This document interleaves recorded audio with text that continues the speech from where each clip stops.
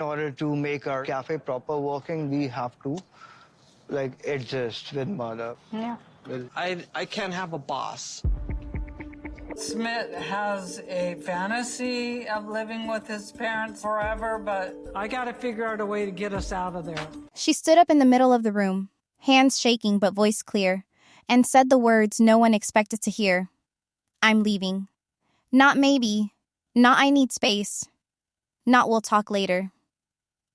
Jenny didn't flinch, didn't wait for Sumit to speak, didn't even look at his mother. The room froze. Sadna's smirk didn't move. The brother didn't blink. And Sumit? His jaw locked. His chest barely moved. It was the kind of silence that screams something had been coming for a long time, and everyone in that house knew it. The problem was, no one expected Jenny to be the one to finally call it out. You're watching TLC Drama Live. I'm Sabrina.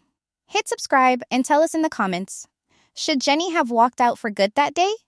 Or did she just hand her power back to the same people who never wanted her there to begin with? What made this moment even colder was that it didn't come after a blow-up or some huge betrayal.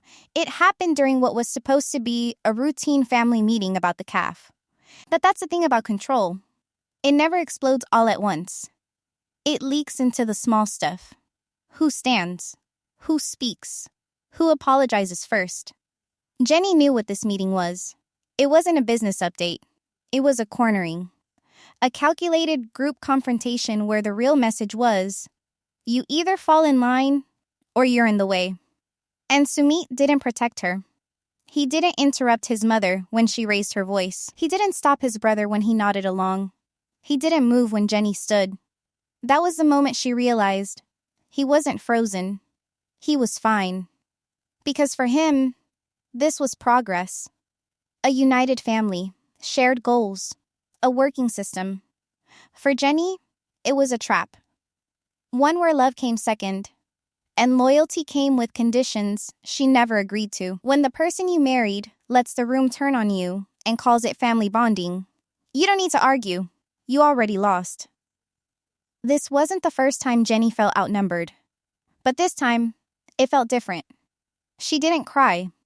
She didn't fight back. She didn't beg to be heard. She walked out because she had nothing left to say. And Sumit, still sitting at the table, didn't chase her. He looked around the room like someone trying to calculate damage, not to his wife, but to his plan. That's what this was all along. A plan. Get the family back under one roof.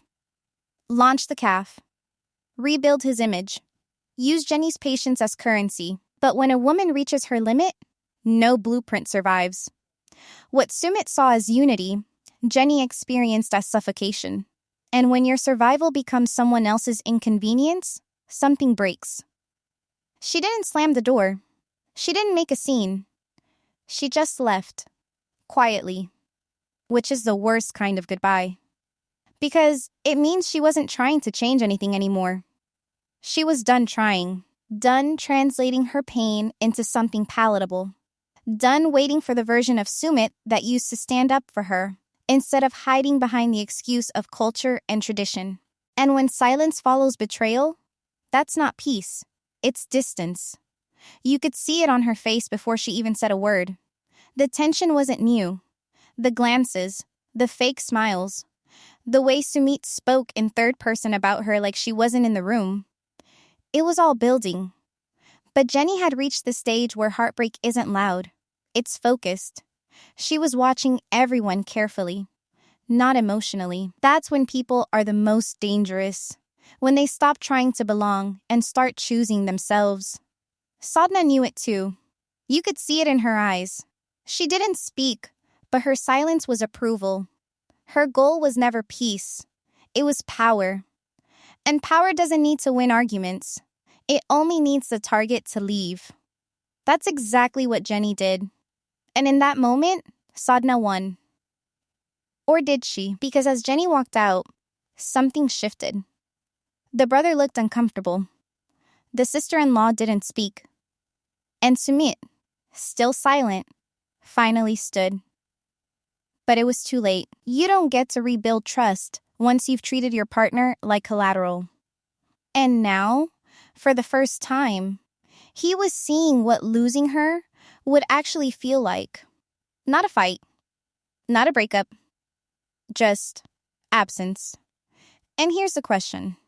Why did Sumit bring her back into this house in the first place? After everything they'd survived, after years of fighting for their right to be together, what kind of man brings his wife back into the very environment that almost destroyed her the first time?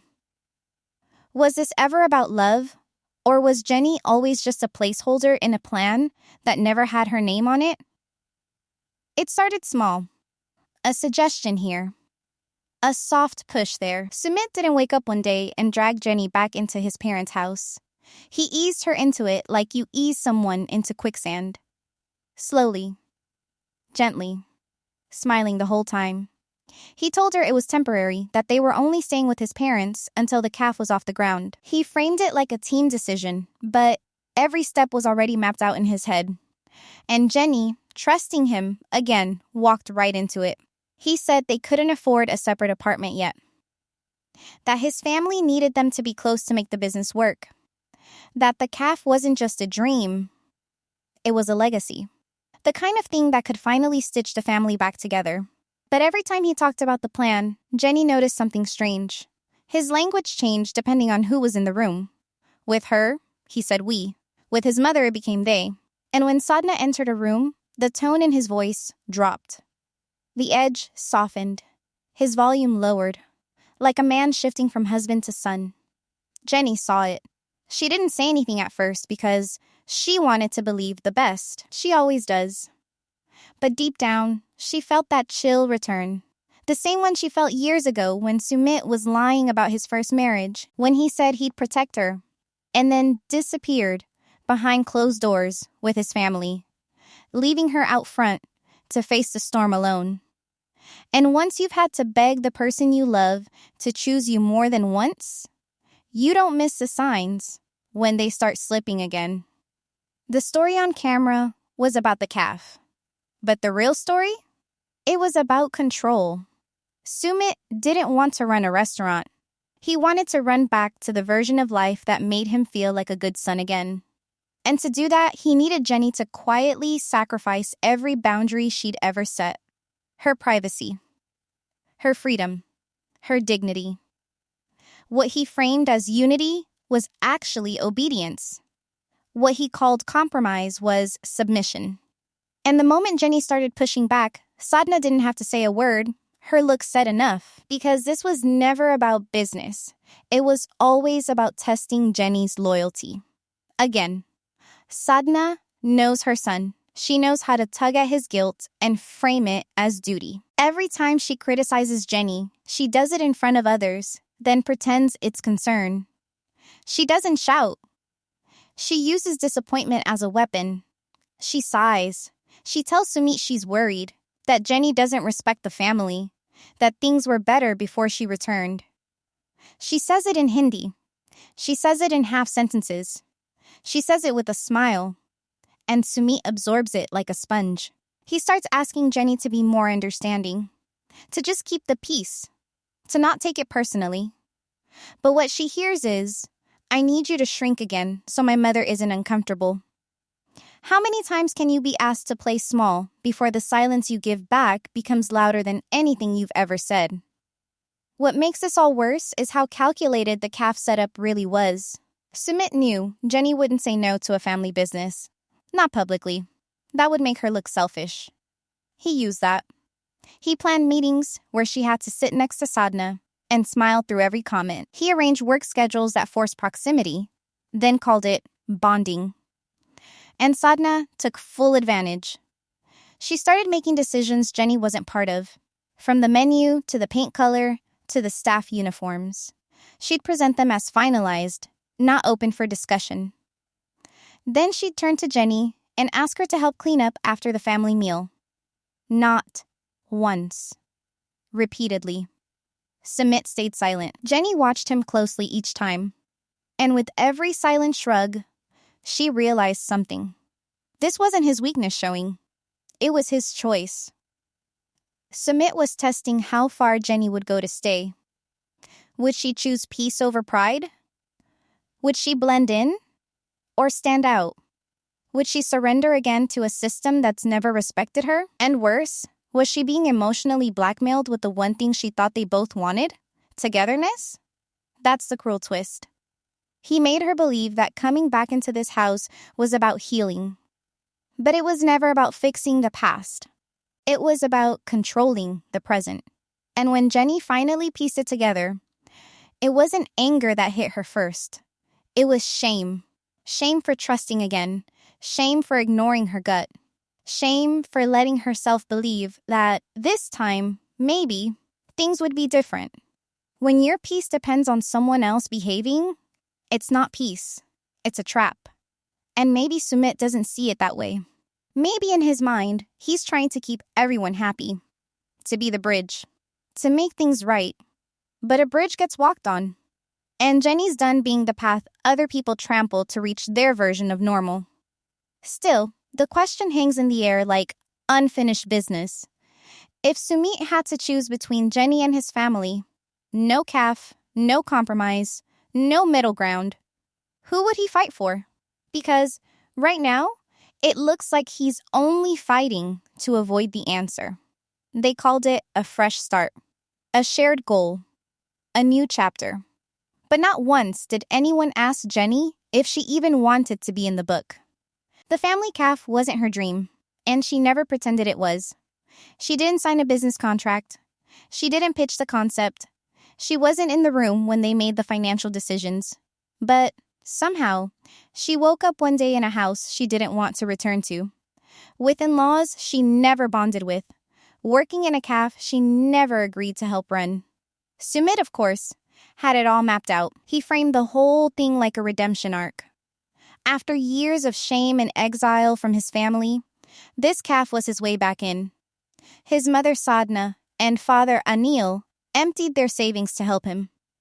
His brother quit his job to support the mission. But when did Jenny become the employee? When did she get handed the apron without even being handed respect? She was never consulted. She was just assigned. And what does unpaid labor look like? It looks like wiping down tables while Sadna gossips with customers. It looks like cooking in the back while Sumit and his brother smile for Instagram. It looks like being told, "Could you just help out a little more?" every time she pauses to breathe. Jenny never signed up to be controlled by a woman younger than her, in a kitchen she never asked for. And that's the part people forget. Sadna isn't just controlling. She's younger than Jenny. Every order comes with a smirk.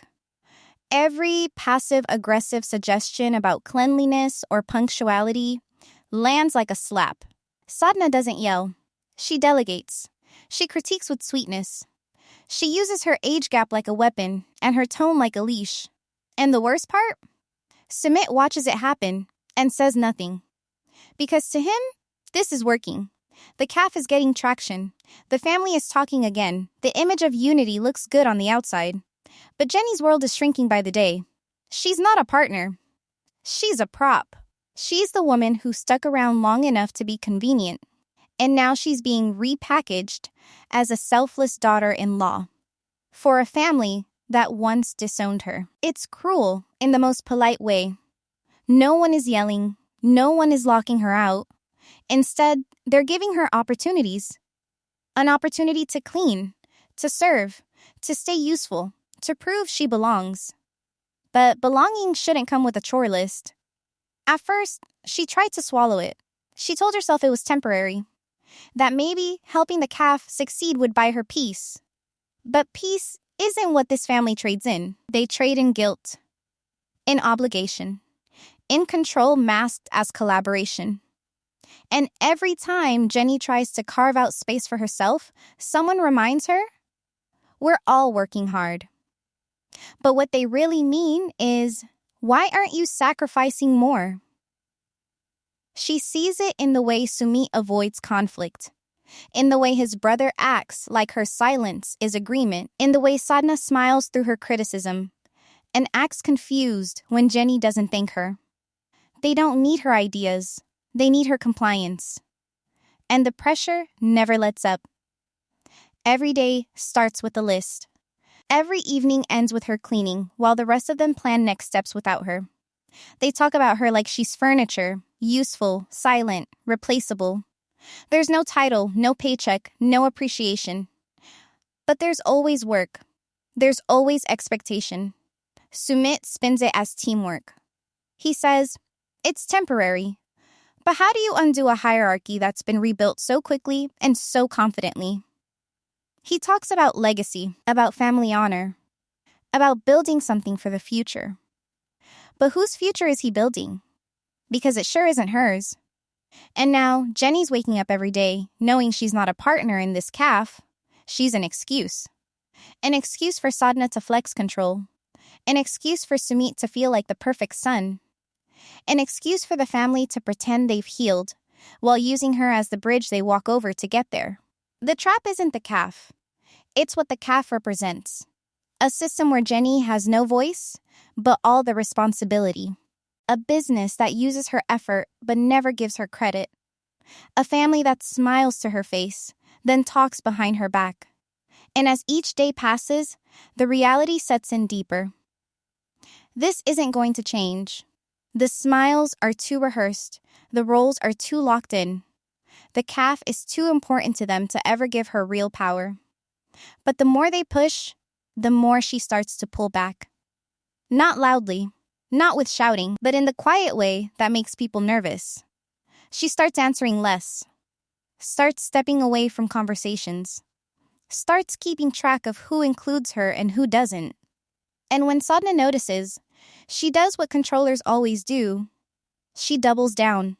She asks for more help, more presence, more patience. She pretends it's about the caf. But we all know what it's really about. Control doesn't care if you're tired. It only cares if you stop obeying. And Jenny is almost done obeying. It was supposed to be a team meeting. Just a basic morning briefing before the caf opened. Nothing formal. Nothing hostile. At least, that's how Sumit introduced it. But within minutes, the tone shifted. He stood near the register, arms crossed, voice steady, scanning the room as if addressing a room full of interns instead of his own family. He said things like, we all need to try harder. Some people need to adapt. We can't have friction where there should be cooperation. But the message was never vague. It was pointed. It was rehearsed. And everyone in that room knew who he was talking about. Jenny sat stiff, hands clenched under the table. She didn't speak. She didn't flinch. But her face drained slowly, like every word was turning the lights off behind her eyes. Sumit never said her name. He never raised his voice. But he never once looked at her either. And that made it worse, because the man who once risked everything to be with her couldn't even meet her eyes while throwing her under the bus in front of his entire family. Silence doesn't always mean someone has nothing to say. Sometimes it means they're swallowing the same insult for the 100th time. What made it all sting deeper was the way Sadna and the others watched. They didn't interrupt. They nodded. Sadna even smiled slightly, like this was the breakthrough she'd been waiting for. And in that moment, Jenny wasn't the wife. She wasn't the partner. She was the problem being managed. Sumit's body betrayed him. He kept shifting weight.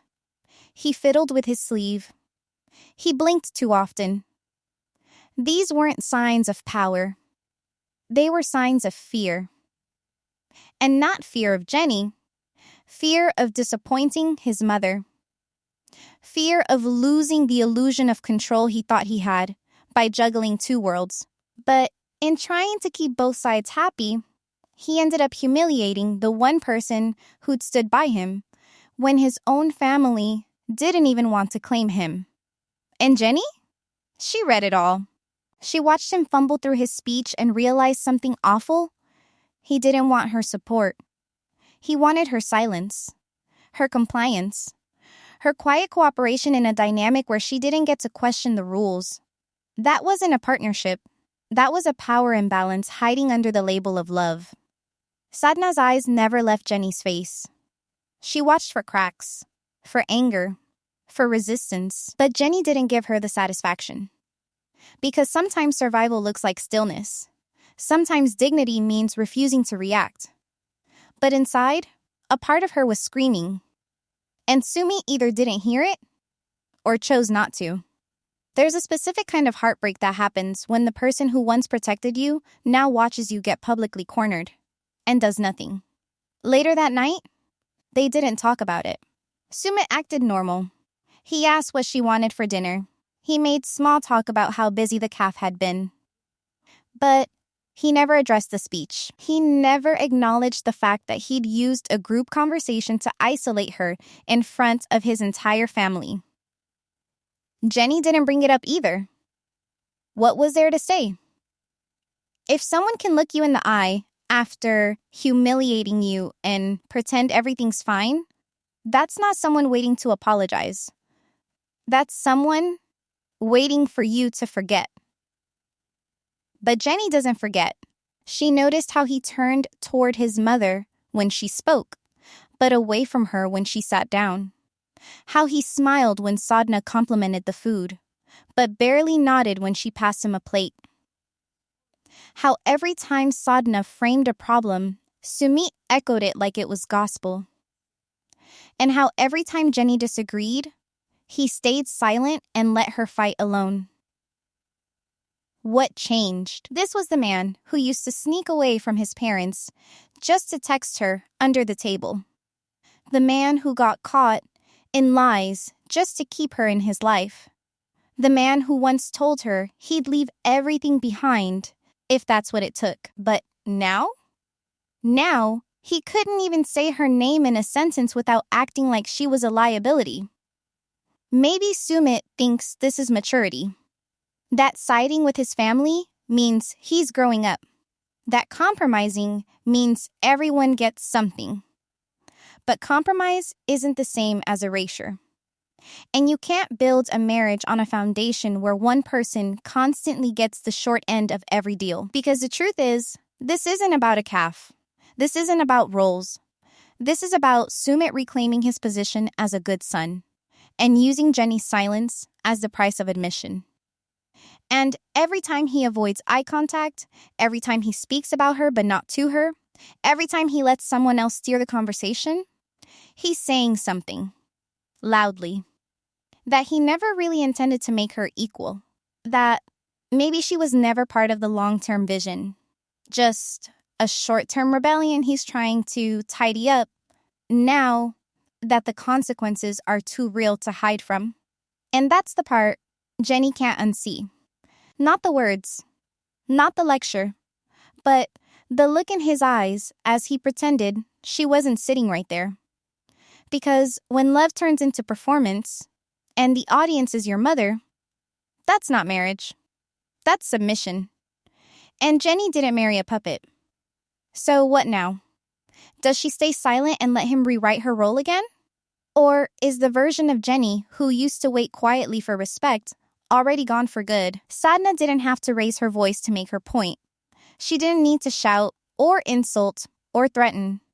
All she had to do was smile in front of the caf staff, casually adjust a tray Jenny was holding, and say, "We do things a little differently here." It was small, subtle, sharp, and loud enough for every employee to hear. The message was clear. This is my place.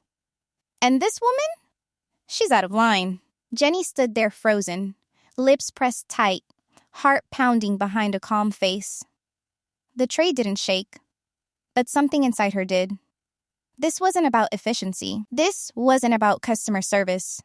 This was about Sadna making sure everyone knew who ran this place, who made the rules, and who was permanently one step below her, no matter whose name should have been on the paperwork. What you don't say in front of your partner sometimes hurts more than what you do.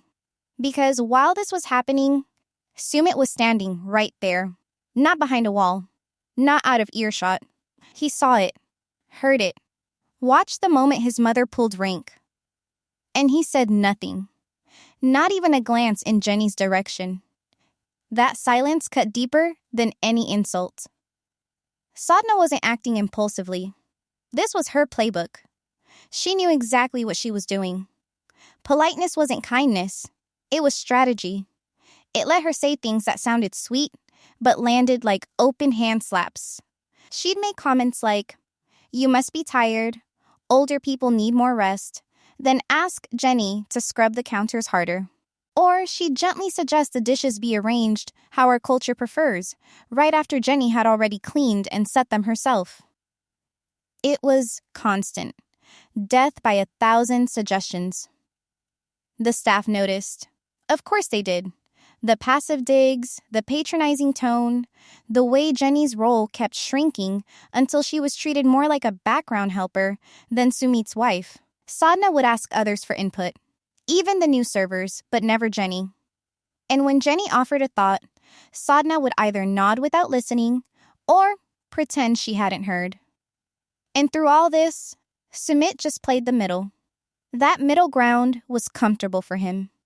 Too comfortable. He'd learned to live in it for years, between two worlds, two expectations, two versions of himself.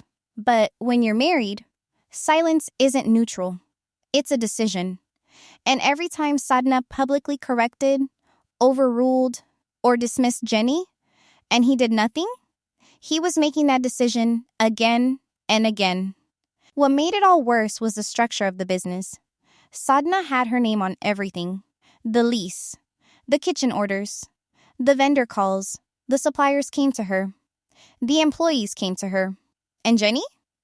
She got the leftover jobs, the silent tasks, the unthanked effort. She wasn't invisible. She was ignored. And that's worse. At home, Sadna started tightening control too. She picked what time the couple ate. She picked where they sat. She commented on Jenny's outfits again, pretending it was about comfort or climate. She told Sumit to sleep earlier for work, then glanced at Jenny as if she were a bad influence. Bit by bit, inch by inch, she erased Jenny's space in her own marriage. Not with screams, but with smiles. It became a daily performance. At the caf, Sadna played the proud matriarch. At home, she played the overburdened parent. And Sumit, caught between the woman he married and the mother who raised him, chose the path of least resistance. He made excuses, said Sadna was trying, that she meant well, that this wasn't about control, it was about helping each other. But Jenny wasn't confused. She was cornered. And the hardest part wasn't Sadna's attitude. Jenny had survived that before. It was realizing that the man who once swore he'd never put her second now did it every single day and didn't even seem to notice. Every time Sadna spoke for Jenny in meetings, every time she overruled her at home, every time she took credit for the caf's progress while acting like Jenny was just helping out, Jenny watched her grip tighten around every part of their lives. And in that tightening grip, she saw something else. This wasn't just about status. This was about Sadna rewriting the entire story. In her version, she and Sumit had built the caf. She had sacrificed. She had supported. And Jenny? Jenny was lucky to be tolerated. An outsider allowed inside the frame for the sake of harmony. So when Jenny found herself scrubbing dishes while Sadna laughed with customers, it wasn't just degrading, it was insulting. Because the same family that once tried to rip them apart now acted like she should be grateful for the chance to be included. And every time she looked at Sumit for backup, he either looked away or looked confused, like he couldn't see what she was talking about. That's the worst kind of betrayal. Not the kind where someone yells at you. The kind where they let someone else slowly erase you and act like nothing is happening. The kind where the house feels colder, even with all the people in it. The kind where the man you sleep next to starts feeling more like a distant coworker than a husband. And Jenny started asking herself the question no married woman should ever have to ask. Is he not defending me because he can't? Or because he won't? It started with small things. At first so subtle, most wouldn't notice. Jenny stopped setting the table. She didn't join the morning prep meetings at the cafe anymore. When Sadna asked for help with folding napkins or organizing shelves, Jenny would nod but never move. She didn't slam doors. She didn't raise her voice. She didn't make a scene. She simply opted out. And in a house that thrives on silent obedience, that was louder than any argument. This wasn't a meltdown. It was a shift, a quiet refusal to keep pretending everything was normal while being treated like a shadow in her own life. Jenny stopped pretending to be okay. She stopped smiling through digs. She stopped laughing at things that weren't funny. She started walking away from conversations mid-sentence, not rudely, but with deliberate disinterest. The message was clear: I'm done performing. Sadna noticed almost immediately. She began raising concerns in the same sugary tone she always used. Is everything okay with Jenny? She'd ask Sumit, just loud enough for Jenny to hear. She's not been herself lately. Maybe she's tired. Or upset with someone. I'm not sure what we did. The words weren't direct, but the intent behind them was sharp enough to cut skin. Sadna didn't like confusion. She liked control. And Jenny's silence was not part of the script. When you stop reacting, people who rely on your compliance get louder. Not because you're wrong, but because they're losing grip. Sumit tried to play peacemaker again. He came to Jenny one night, gentle voice, soft hands, asking why she was pulling away. Jenny didn't answer him with words. She looked at him for a long second, then turned and continued folding her laundry. That silence broke something. It made Sumit uncomfortable in a way yelling never had. Because for the first time, she wasn't trying to make him understand. She wasn't trying to fix him. She wasn't even trying to be heard. She was done trying. At all. At the caf, the energy shifted. Jenny stopped making suggestions. She stopped offering help. When customers arrived, she quietly stepped aside and let others take over. She didn't sabotage. She didn't argue. She just removed herself. And without her efforts silently holding things together, the cracks became obvious. Orders got missed. Prep took longer. The rhythm broke. Sadna, flustered, asked Sumit what was wrong. Why isn't Jenny contributing? She whispered in that way that pretended to be private, but was always public enough to humiliate. Sumit shrugged, avoiding eye contact. He knew exactly why. But naming it would mean taking responsibility, and he wasn't ready for that. Not yet. The air at home thickened. Meals were eaten in silence. Tasks were left half done. The tension built not from words, but from everything unspoken. The looks, the pauses, the complete lack of small talk. Sadna still performed hospitality for outsiders, but behind the walls, everything felt clinical. Like everyone was waiting for something to explode. But nothing did. That's what made it unbearable. Jenny still cooked for herself. Still showered. Still moved around the house. But she stopped accommodating. If Sadna scheduled a family chore session, Jenny wouldn't show. If there was a group errand, she declined. If Sumit offered excuses on her behalf, she didn't correct him. She let him squirm under the weight of carrying both versions of the story, what he told his family and what was actually happening. When a woman stops fighting, it doesn't mean she's lost. Sometimes it means she's figured out the battle isn't worth her time anymore. Sadna took the next logical step, trying to reassert control. She offered compliments, suddenly, called Jenny daughter-in-law in front of guests, suggested they go shopping together, pretending nothing had happened. But Jenny didn't bite. She responded with one-word answers, eyes dull, tone flat. She wasn't being rude. She was being honest. For once, she wasn't sugarcoating her discomfort. That terrified Sadna more than any outburst ever could. Because you can't manipulate someone who's no longer seeking your approval. And Sumit? He became a ghost in his own marriage, floating between Jenny's silence and his mother's discomfort. He tried to keep up appearances, but even the staff started noticing. Jenny had withdrawn, but not out of weakness, out of calculation. She knew this dynamic wasn't going to change.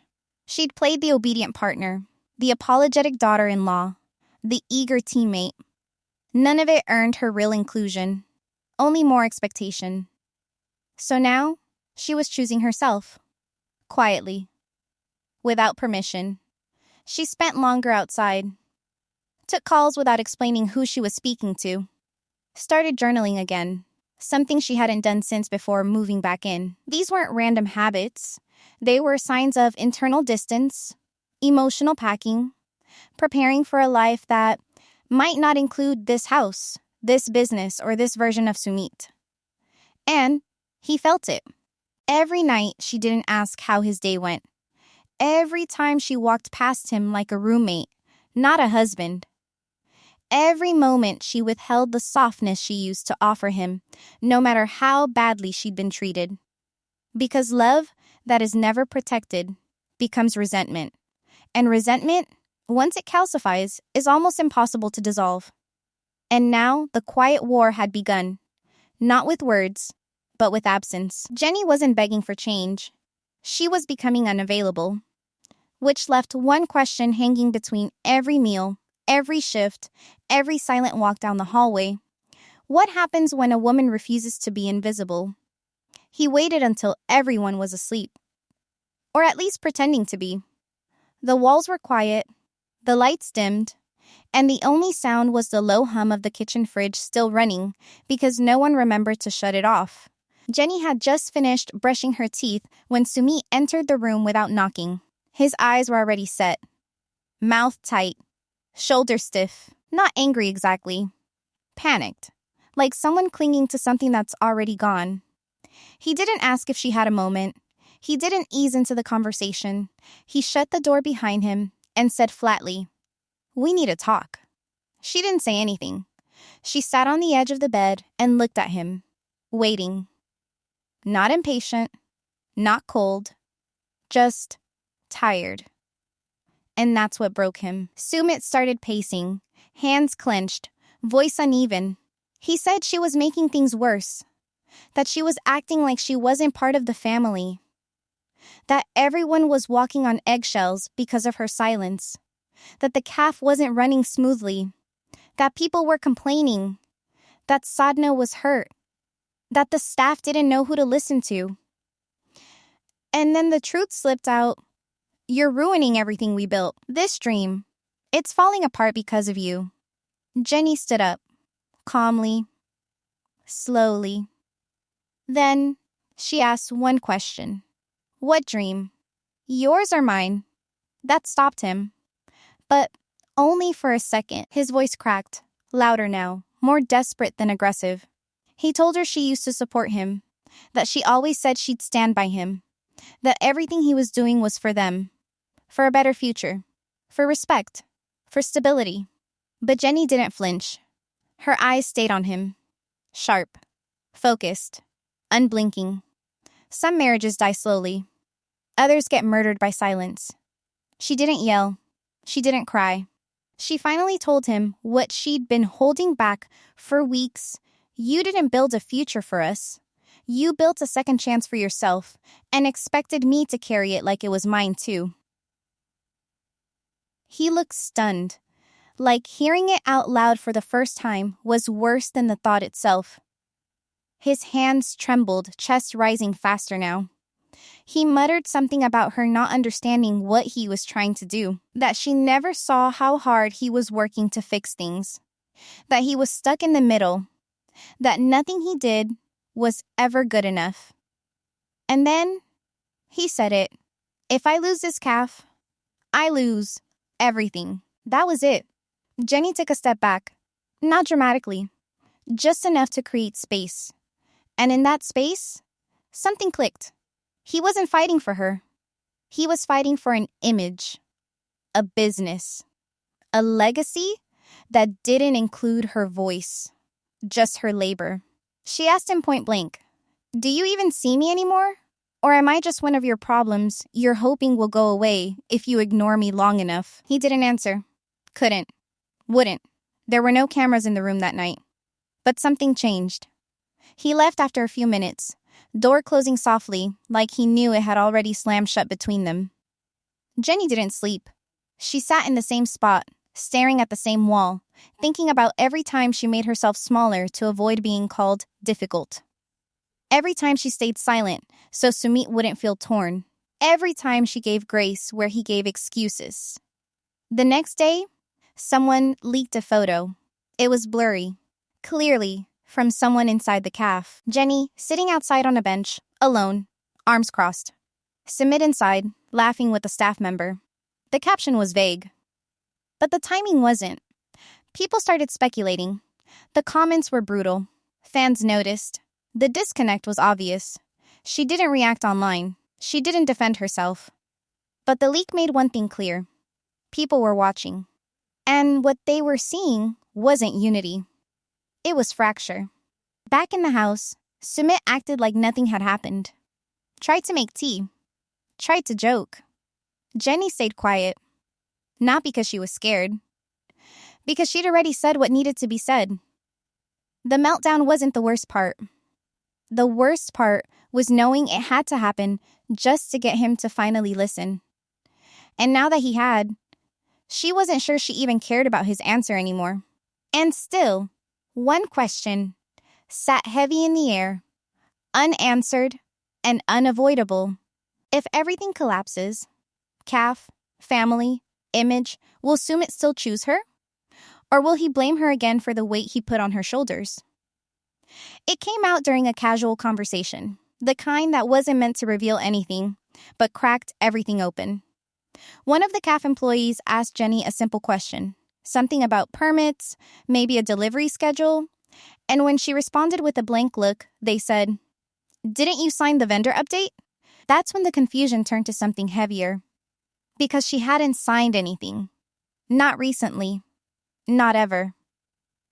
Later that night, Jenny asked Sumit directly. Calmly. Not accusatory, just curious. She asked if her name was on the business license.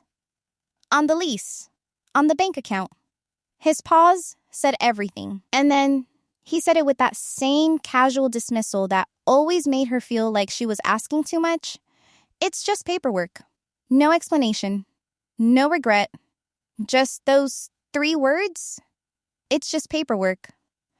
But what Jenny heard wasn't small. What she heard was, you don't matter. Some people say nothing and still manage to make you feel erased. She sat there, nodding slowly, watching his face like a stranger. Because this wasn't about documents. This wasn't about bureaucracy. This was about trust. And the brutal realization that trust, once cracked, doesn't just snap in half, it splinters in every direction. Her stomach turned, not from the betrayal itself, but from the memory it instantly triggered. She had felt this before. She thought back to the divorce papers. The first time she found out Sumit had lied to her. Not once, not by mistake, but for years. Back then, he had a whole secret marriage, a whole separate identity. And when it all came out, what did he say? I was scared. I didn't want to lose you. I was going to fix it. And eventually, she forgave him. Eventually, she moved forward. But forgiveness doesn't equal amnesia. And tonight, those old memories hit like a slap. Because how do you forgive someone twice for the same kind of lie? Sumit didn't see the comparison. Of course he didn't. He told her this wasn't the same, that this is different, that everything is in the family's name because that's how it works here.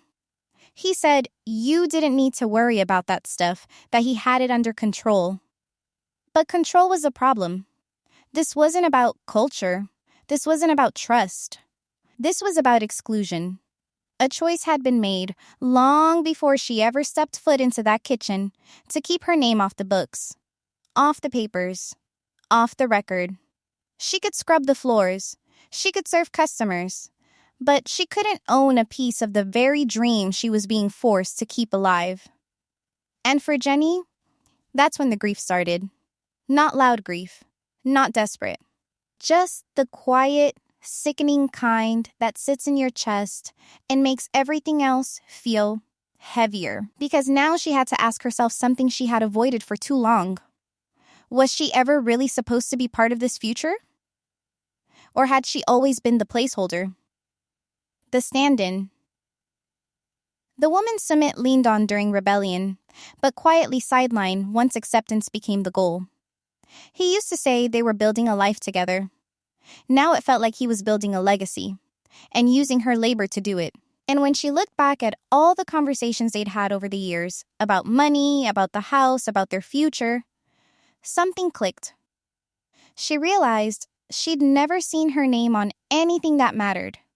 She was always the one adjusting, the one compromising, the one who gave up everything just to be enough. If you've given someone your whole life and still have to ask if your name's on the door, you already know the answer. Sumit tried to backpedal, said they could fix it, that they could add her later, that it wasn't a big deal.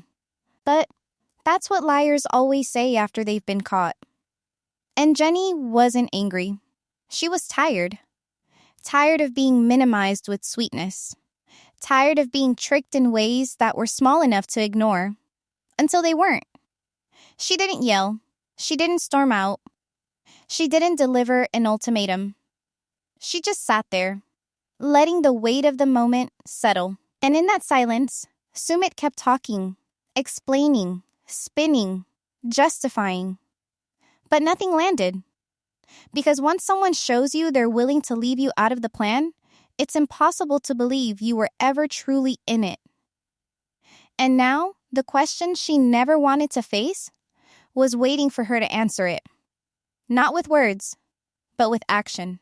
Was she ever supposed to be part of the future? Or was she always just a cover?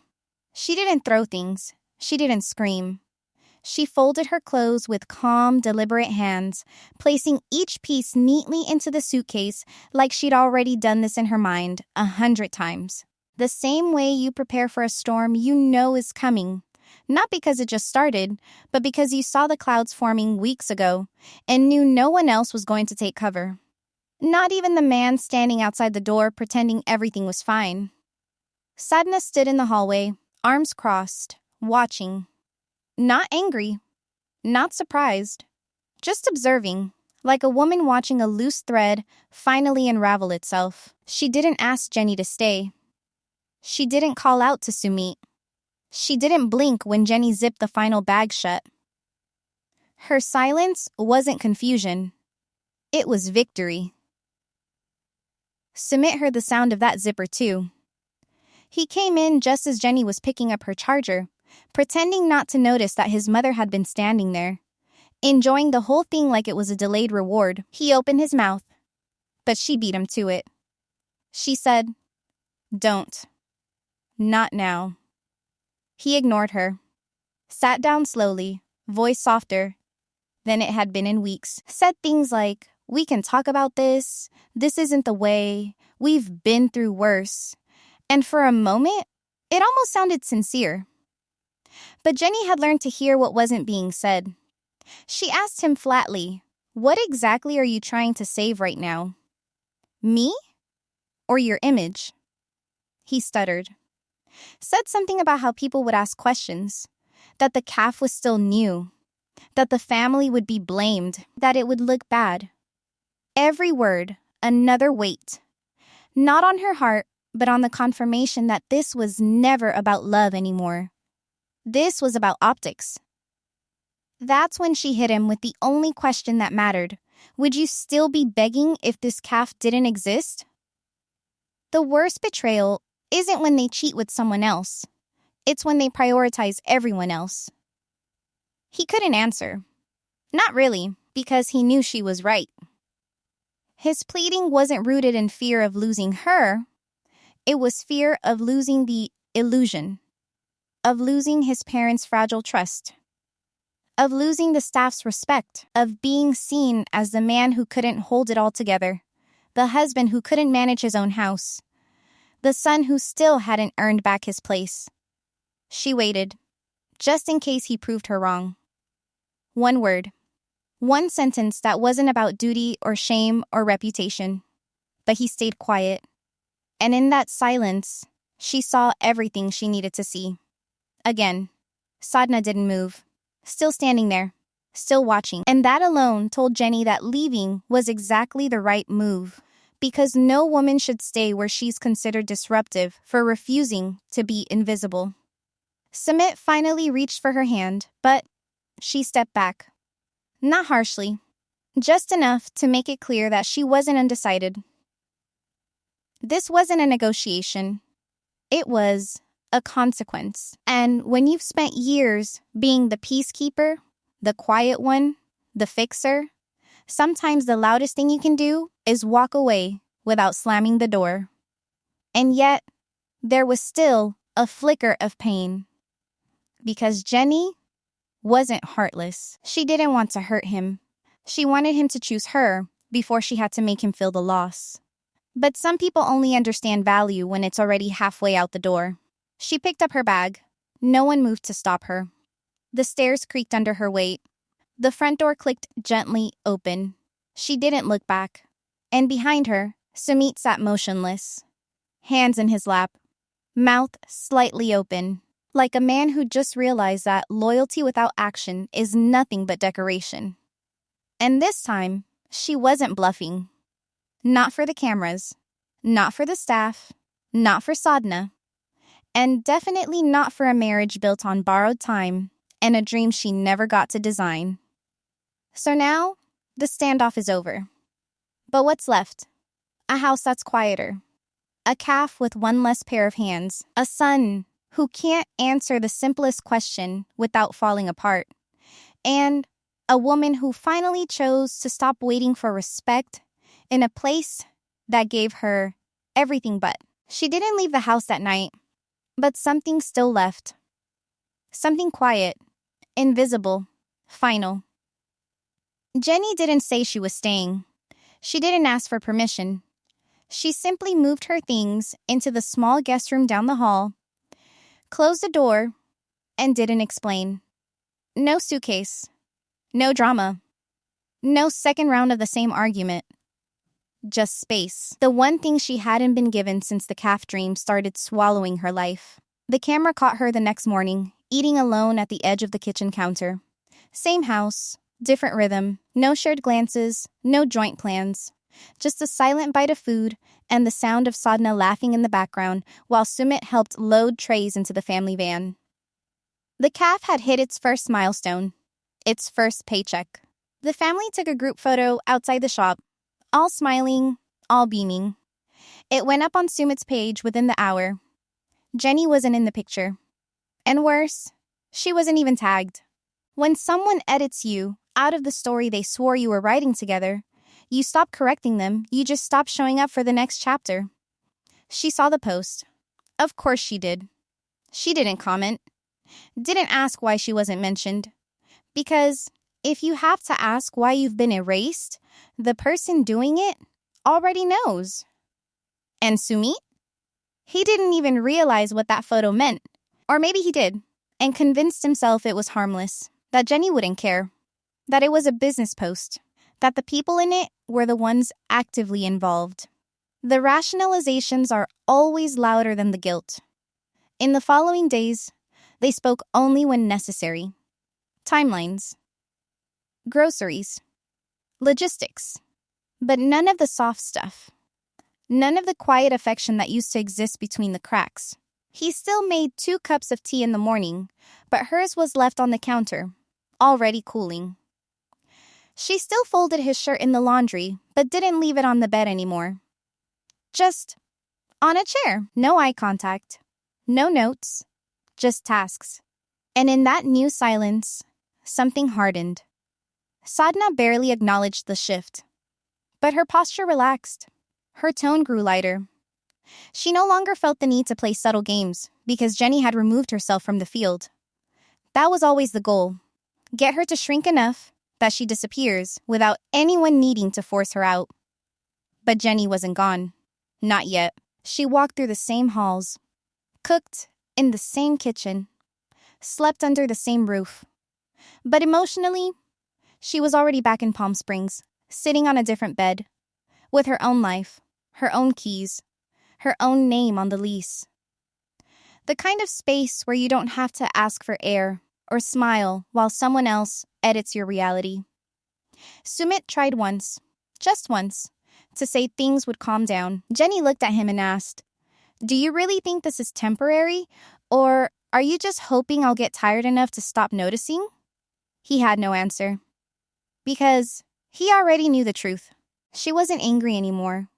She was finished. And that kind of stillness doesn't come from rage. It comes from being done expecting more. Now she sits in the background of her own story. She doesn't ask to be included. She watches, waits, not for a change, for clarity, for the final sign, for the moment when the next decision isn't emotional, it's obvious. Some exits are slow, not because the door is locked, but because you need time to make sure you're not the one being unreasonable. So will she leave for good? Will she pack up the few pieces of her dignity that still remain and book that flight back to Palm Springs? Or will Sumit find a way at the last possible second to show her that she was never just a collateral in his family's redemption story? Because if he doesn't, she won't slam the door. She'll simply disappear. And that kind of goodbye doesn't echo. It lingers. And the next time someone asks, "Where's Jenny?" the answer might not be whispered in the hallway. It might be broadcast from an entirely different life. If you want to know whether Jenny ever sets foot in that cafe again, or if Palm Springs becomes more than just a memory, watch what happens next. It's already begun.